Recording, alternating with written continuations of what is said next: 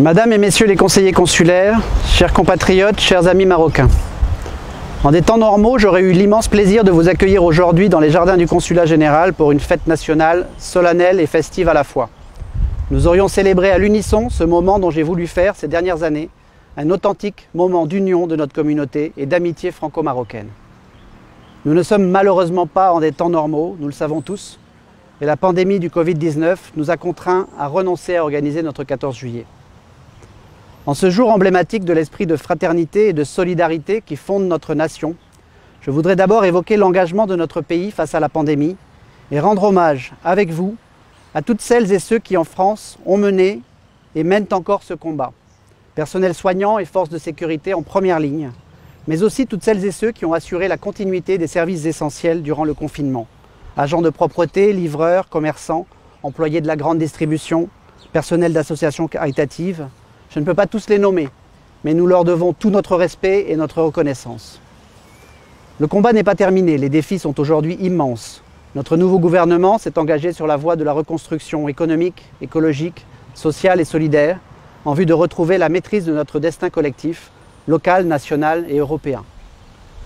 Au Maroc, des efforts considérables ont été réalisés par le Royaume pour lutter contre la pandémie, pour protéger tous ceux qui y vivent, parmi lesquels la communauté française. Je veux exprimer toute notre gratitude pour ce combat efficace qui se poursuit encore aujourd'hui. Il faut aussi que chacun d'entre nous fasse preuve de la plus grande vigilance. Cette crise sanitaire sans précédent a eu bien sûr des répercussions sur les déplacements internationaux. Le nombre impressionnant de personnes impactées par la fermeture des frontières s'explique d'ailleurs par la richesse et la densité des liens familiaux, professionnels, amicaux qui unissent nos deux pays. C'est pourquoi, à Agadir, pendant ces 4 mois, toute l'équipe du Consulat général a travaillé sans relâche et sous une pression très forte, jour après jour, pour aider ceux qui se trouvaient bloqués de ce côté de la Méditerranée à regagner notre pays, avec la collaboration des autorités de cette région, dont le soutien à tous les niveaux fut essentiel, et je tiens à remercier tous ceux qui, d'une manière ou d'une autre, ont permis l'organisation de ces opérations, certains de façon tout à fait considérable, au nom de l'amitié franco-marocaine.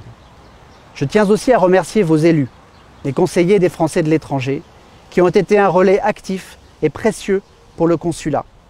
À remercier les associations françaises, Français du Monde, l'Union des Français de l'étranger, la Société française de bienfaisance, l'Amicale francophone de Taroudante, pour leur mobilisation sans faille. À remercier les volontaires qui sont venus renforcer l'équipe durant les premiers jours. À remercier enfin notre médecin conseil qui nous a apporté un soutien quotidien inestimable en faveur de nos compatriotes les plus vulnérables.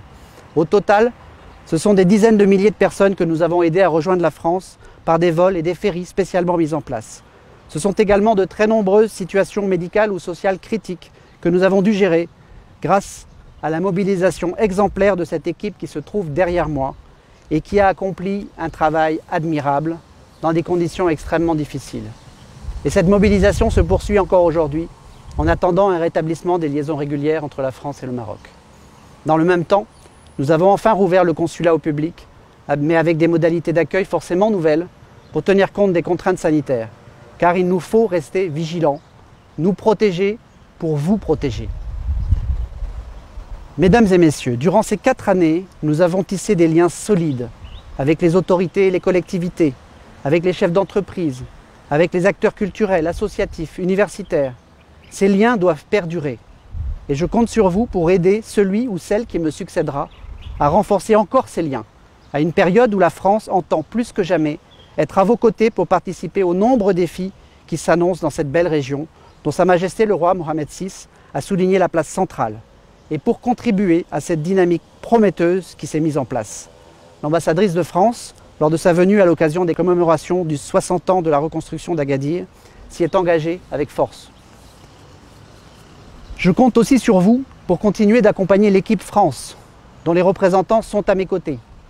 Je veux d'ailleurs saluer l'engagement des personnels du lycée français international d'Agadir et de l'Institut français d'Agadir, qui sont restés totalement mobilisés en cette période difficile pour continuer, à distance, d'offrir à leurs élèves, à leur public, le meilleur enseignement, la meilleure offre culturelle possible.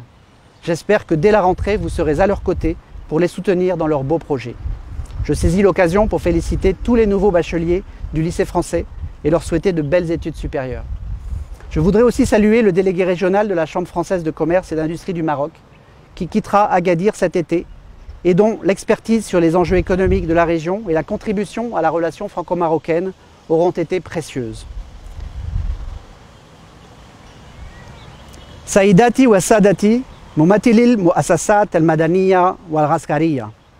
أصدقائي المغاربة الأعزاء يسعدني أن أتقدم إليكم بخالص الشكر وعظيم الامتنان على دعمكم لي خلال سنوات الأربع الماضية وعلى مساعدتي في إنجاز مهامي في أحسن ظروف وعلى كافة المستويات.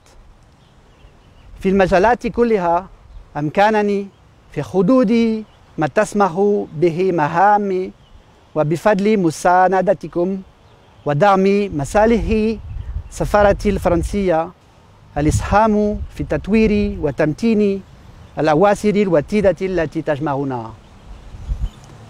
إمدوك لنو إمربين بحر خميل مديخس مناوت مزر غميل تقال إداري الجنوب زغ أغادير أرغولميم زغ تزنيت أر تارودانت زغ تنتان أر سيدي إفني زغ تسنت أر أسا زغ تزورغان أر إنزركي كريغات تمازير كيرد سمغور مصري ياو سمغور بحر يستوهمان أركون سنمير بحر زوالا غولينو فوفالكينون داماسو باينو en Afghan li Temlam. Ce 14 juillet aurait dû me donner l'occasion de dire au revoir à chacun d'entre vous, au terme de mes 4 années de mission à Agadir. Je ne suis pas encore tout à fait parti et je resterai totalement mobilisé jusqu'au bout, mais je veux vous dire à quel point j'ai aimé travailler avec vous, pour vous et auprès de vous, que vous soyez élus, acteurs associatifs ou culturels, entrepreneurs, actifs ou retraités, jeunes ou anciens d'Agadir. Votre confiance a été propice à toutes les initiatives. Je tiens aussi à vous dire combien, avec mon épouse Maryse, nous regretterons Agadir, mais nous repartirons plus riches de votre amitié, de vos enseignements. Riche aussi, pour ce qui me concerne, une belle expérience à la tête d'une équipe dont je suis fier, parce qu'elle a montré le visage d'une administration humaine, à l'écoute, courageuse, efficace et moderne. Je souhaite longue vie à cette ville qui a su nous charmer, à cette belle région pleine d'avenir et à la relation d'exception qui unit la France et le Maroc. Vive la France, vive le Maroc, vive l'amitié franco-marocaine.